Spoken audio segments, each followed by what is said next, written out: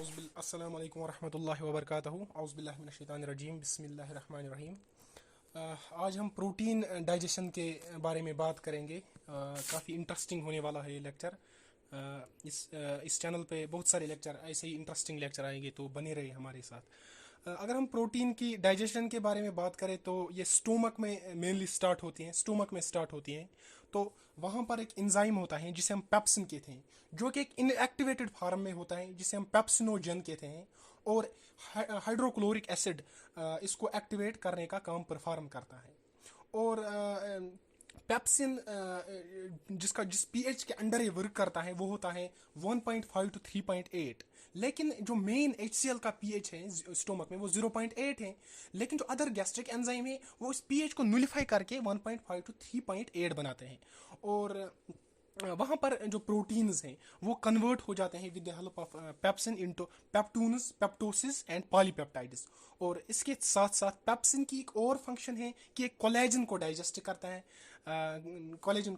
करता है, ताकि प्रोटीन डाइजेशन में ज़्यादा इंक्रीमेंट हो जाए।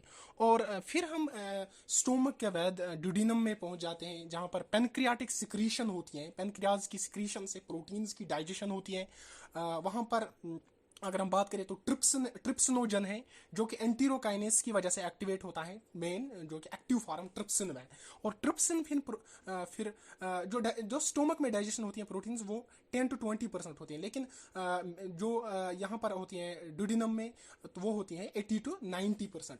ट्रिप्सिन एक काम करता है, ये प्रोटीन्स को पेप्टून्स, पेप्टोसिस और पॉलीपेप्टाइड्स में कन्वर्ट करता है, along with the help of the another enzyme called as the chymotrypsin. और वहां पर एक और एंजाइम है जो कि पैनक्रियाज से सिक्रीट होता है, जिसे हम काइमोट्रिप्सिनोजन कहते हैं। वो भी एक्चुअली क्या होता है कि ट्रिप्सिनोजन ट्रिप्सिन में कन्वर्ट होता है एंटीरोकाइनेस की वजह से, और फिर ट्रिप्सिन फर्दर एक्टिवेशन करता है बाकी एंजाइम्स का, जैसे काइमोट्रिप्सिनोजन को ट्रिप्सिन में कन्वर्ट करना, फिर ये काइमोट्रिप्सिनोजन को ट्रिप्सिन में कन्वर्ट करना, प्रो कार्बोक्सी पेप्टिडेस को कार्बोक्सी पेप्टिडेस में कन्वर्ट करना।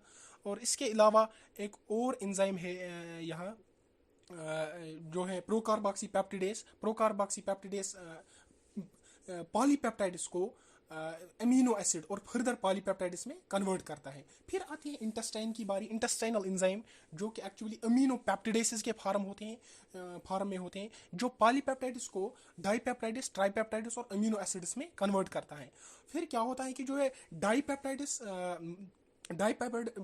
ट्राईपेप्टाइड्स और अमीनो एसिड होता है, they are easily absorbed through the microvillar membrane, जो कि ब्रश बॉर्डर होता है विलस का, वहाँ पे होते हैं माइक्रोविलाई के मेम्ब्रेन से इजीली पास होता है।